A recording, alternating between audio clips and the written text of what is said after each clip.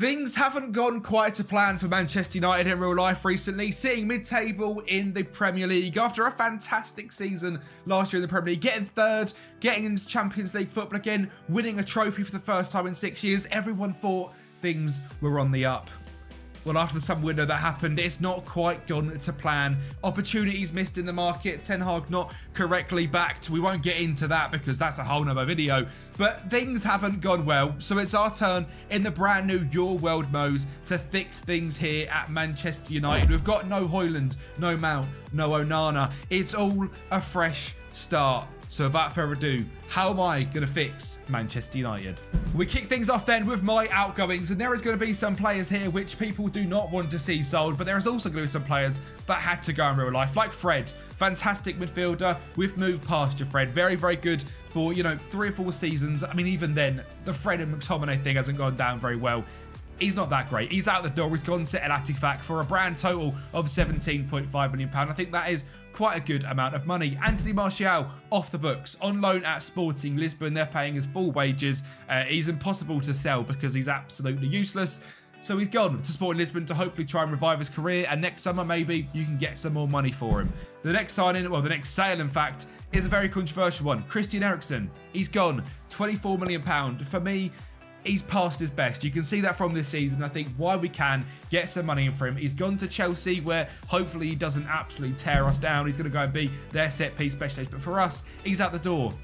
Anthony, he's gone. For me, it's not working. It's not been good enough, and his performances are shocking. He's out the door. £40 million to Newcastle. I think in real life right now, someone offered you 40 quid for Anthony, I would bite their hand off, and I'm sure you would too. So Anthony is out the door for £40 million. Other big name, Eric Bailly, gone for £6.5 million to Al Shabab. Harry Maguire has left the club also to Al Shabab, a brand new Manchester United defence for them. Maguire's had a little bit of a return in recent days, but for me, it's still not good enough. We need to go ahead and get a better third choice centre-back than Harry Maguire. Facundo Pellistri has been loaned out to Everton, where hopefully he can go and get some serious game time and improve himself, because a season out on loan where he can get some game time in the Premier League, I think it should have happened anyway, but we relied on him. Dat van der Beek off the books, out on loan to Celta Vigo. Again, going to try and revive his career. It's a little bit hopeless trying to get rid of him, but you never know what's going to happen. Alex Telles, the Al Shabab Manchester United defence, carries on. He's also gone there to be their left back, £14 million. He's at the door, and then we've loaned out a bunch of youngsters. And the first thing I did is bring back David De Gea. I don't think we needed to replace him. At the time, I would have said definitely yes. Now, with the money you have when you start this, about £120 million, and seeing the issues that have cropped up in real life, having a goalkeeper that can just save and not make mistakes is very, very vital. Now, I'm a big fan of Onana, and I hope he does well.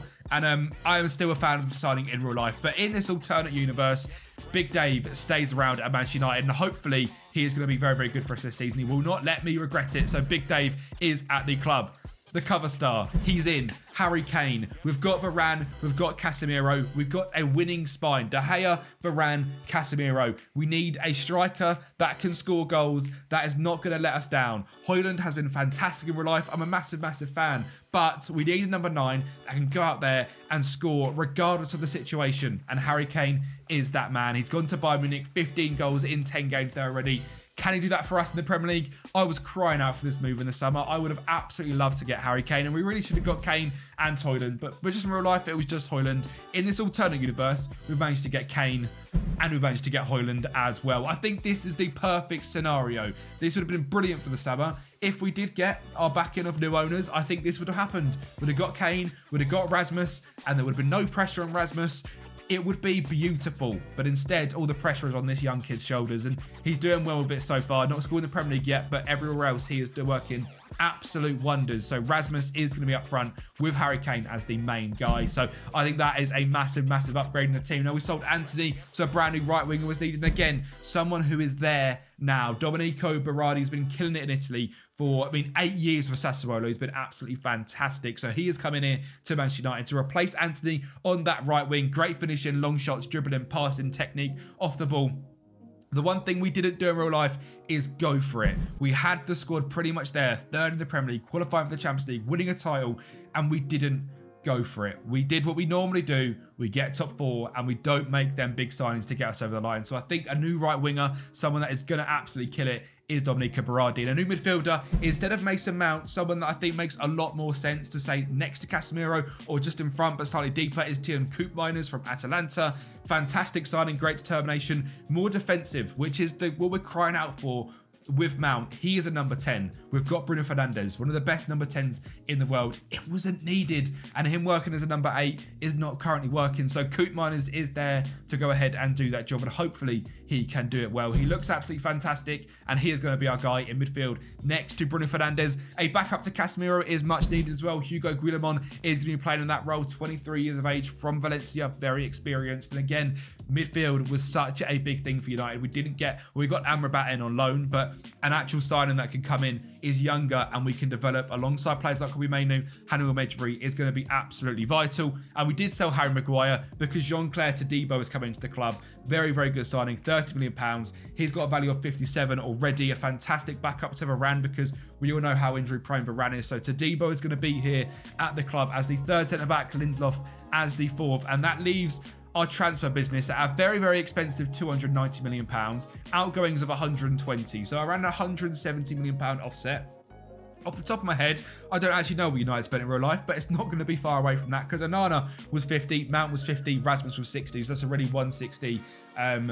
Yeah, it must have been pretty close to around that sort of money anyway, around 200 million, I believe we spent. So another 90 million, and we basically get Harry Kane to make the big difference. So a couple of midfielders, more backup, a new right winger, a new centre-back, and the squad overall in this Ten Hag tactic that I have created with a deep line playmaker rather than a box-to-box midfielder, with Koopmeiners rather than Mount, and also having Kane as a complete forward rather than advanced forward so he can link up the play as well, is here. And I think this tactic looks fantastic. This Manchester United team looks much, much better. De Gea and goal, Wan-Bissaka, Varane, Martinez, Shaw, Casemiro, Bruno, Koopmeiners, Berardi, Rashford, Harry Kane. The backups, we've kept Matty Kovar at the club, fantastic young goalkeeper, well good enough backup to David De Gea. Dalot, Todibo, Malacia and Lindelof as the back four. Guillamon, Kobbie Mainoo and Scott McTominay. Jadon Sancho sticking around at the club. A key thing that we have done is we have kept Jadon, and hopefully he can have his season. Obviously, the issues in real life, this is nothing to do with them. This is an alternate universe.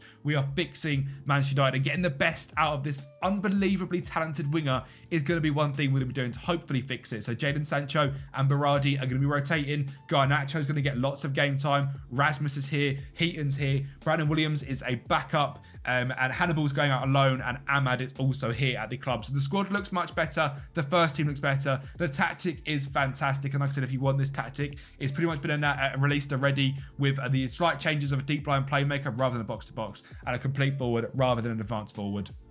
Let's go forward to the middle of the season and see how things have got on so far as I fix Manchester United. And just very, very quickly as well, both the start of this save, so with the transfers all done, and the end are going to be available on Patreon for you guys to go ahead and download. That is linked just down below. If you want my fixed Manchester United side before we go ahead and do the season or after it, you can get up there. Massive thank you to the legends that have been on screen so far, helping make my dreams come true. You are absolute heroes. Now, the midway stage in the league is looking like so. Carabao Cup semi-finals against Sunderland. I'd like to think that's a final. It's going to be probably Manchester City in the final, so that should be good fun. FA Cup, we are into the third round. Champions League, how do we do in our group? If we go to all groups, we should be able to see we come top, 18 points, 6 wins out of 6. Fantastic, 21 goal difference. Battered Benfica, Antwerp and Red Star Belgrade, which we should have done, to be honest. That's a very, very easy group. So we've got Bayern Munich. Yeah, Kane's against the club he's at in real life in the round of 16. That is going to be very, very difficult. And the Premier League, we are sitting in third, 41 points, 8 points off City, 14 points of Liverpool, who are unbeaten halfway into the season. What a season for them.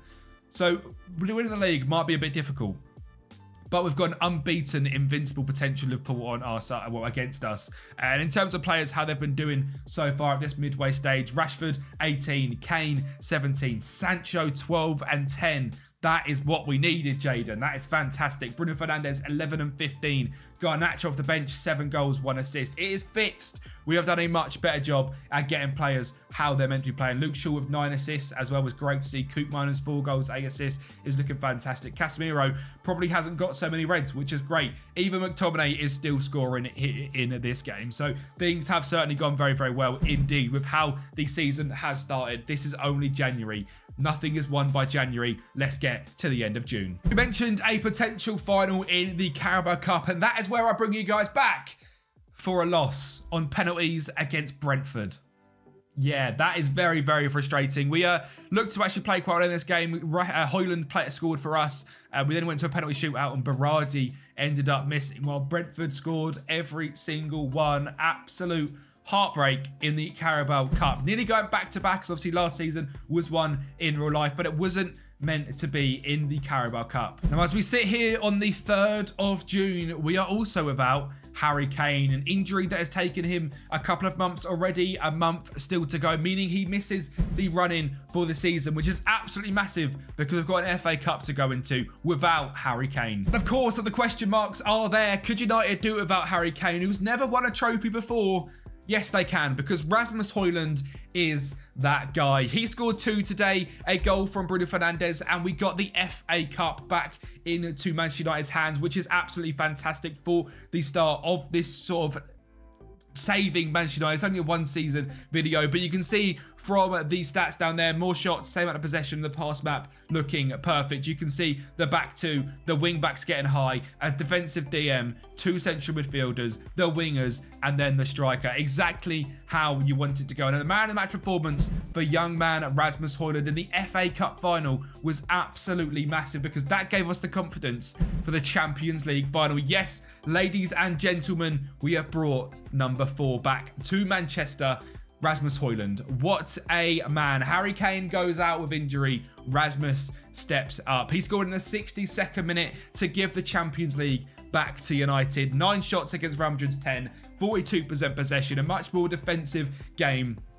Bellingham tried to get it. We didn't let him have it, and we ended up winning. And that is even with De Gea getting injured and Matej Kovar from the 51st minute keeping a clean sheet in the Champions League final. Absolutely massive of a season. So we've won the FA Cup, we've won the Champions League. Surely we've not gone ahead and won a treble. Well, we saw Liverpool were 14 points clear at the midway stage, and we didn't win the league, but we also overtook Liverpool. We finished on 89 points, a 69 goal difference, 3 losses, 8 draws, 27 wins. Liverpool, a catastrophic fall down, 7 losses in the end in the second half of the season. That is horrendous, but Manchester City were too strong. They've made it 4 in a row, but we've won the FA Cup and the Champions League, so it's not the end of the world. A very good season for Harry Kane, 20 goals, Rashford a 7.44, Bruno Fernandes 15 assists. Now, if you look at the stats, the thing that's changed is we are fun to watch. 109 goals. I tell you what, right now, I would take 109 goals this season as a United fan. That would be so fun. Possession-wise, we didn't retain even the 53%. We were below that. Conceded, we were second on conceding 40. And obviously, with the points per game, we were second as well with 2.34. Data hub-wise, we fixed things here at United. We scored goals, 2.87 goals per game, conceding just over a goal a game. And I tell you what, just the goals coming from Harry Kane, 28 and 16. Rashford, 26 and 14. Bruno Fernandes, 24 goals, 29 assists. But even more impressive, Jadon Sancho, 23 goals and 20 assists. For the forgotten man, maybe it's as simple as getting Jadon ticking. Garnacho, 21 goals and 6 assists in all competition. Højlund only scored 14 in 13 games, only 8 off the bench. Didn't play too much. We've got the best striker in the world up front. But when he was called upon, he was fantastic. Scott McTominay, 11 goals and 10 assists. Casemiro, 9 and 6. Koopmeiners, 10 assists. 18 assists for Luke Shaw. I think it's safe to say we fixed Manchester United in just 1 season with 1 transfer window. If you guys want this save, like I said, it's available down below on Patreon. Thank you for watching. Subscribe to the channel, like the video, and keep your eyes peeled for how I'm going to be completing Football Manager 2024.